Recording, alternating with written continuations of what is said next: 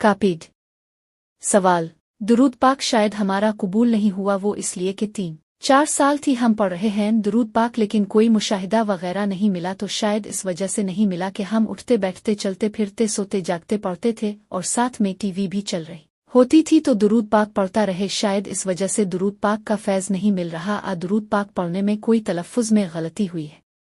जवाब इसका जवाब ये है कि उठते बैठते चलते फिरते सोते जागते दुरूद पाक पढ़ना यह कबूल ही कबूल है, रद्द नहीं होता कभी भी किसी सूरत भी। अगर इंसान मोबाइल इस्तेमाल करते वक्त टीवी का इस्तेमाल करते वक्त पढ़ता है तो भी ये रद्द नहीं होता, कबूल तब भी है। लेकिन जो पढ़ता है टीवी या मोबाइल पर गलत चीज़ें देखते हुए, मिसाल के तौर पर मोबाइल में गाने बजाने, फिल्में, ड्रामा, फनी वीडियो, टॉक वगैरह देख रहा है, साथ में दुरूद पाक पढ़ रहा है, दुरूद पाक कबूल तब भी हो रहा होता है, 10 नेकियां तब भी मिलती हैं, 10 गन्ना तब भी मुआफ होते हैं, 10 रहमतें भी मिलती हैं, 10 दर्जात भी बुलंद होते हैं। लेकिन जिस तरह दूसरे लोगों के साथ मोजज़ात और करश्मात होते हैं फिर वो नहीं होते, क्योंकि टीवी के बारे में नबी करीम सल्लल्लाहु अलैहि वसल्लम ने फरमाया, ये मेरा दुश्मन है, अपने घरों में इसे जगह ना दो। टीवी से मुराद ये था गलत चीज़ें ना देखें, यानी गाने बजाने, फिल्में, ड्रामा वगैरह वगैरह, चाहे वो मोबाइल में ही क्यों ना देख रहा हो। इसकी एक मिसाल में मजीद आपको देता हूँ। मेरा एक शागिर्द है, वो दुरूद पाक पढ़ने से कई बार नबी करीम सल्लल्लाहु अलैहि वसल्लम की ज़ियारत से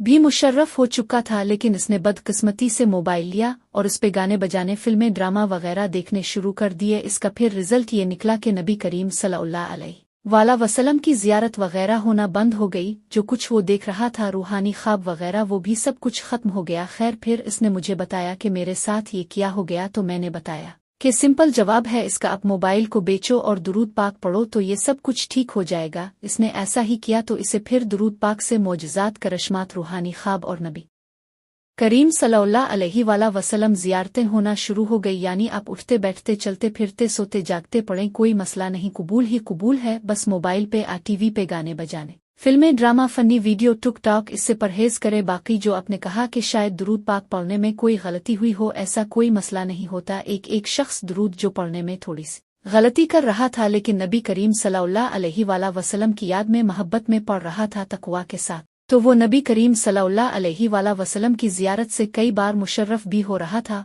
और बहुत सी रूहानी ख्वाब, मोजज़ात, करे शमत भी देख रहा था। दुरूद पाक अपनी कोशिश करनी चाहिए कि दिन में 1-2 बार देख ले इंसान। दुरूद पाक के तलफ़्फ़ुज़ गलत तो नहीं पढ़ रहे, लेकिन ज़्यादा वहम करने की ज़रूरत नहीं है। मोहब्बत में पढ़ा जाए, कबूल ही कबूल होता है। मोहब्बत, तवज्जो और तसव्वुर गुंबद खिज़रा करके और दिल में हर ख्याल और सोच को निकाल कर पढ़ा जाए तो ज़्यादा फ़ायदामंद है। सल्लल्लाहु अलैहि वसल्लम। सदका जारिया समझ कर शेयर करें।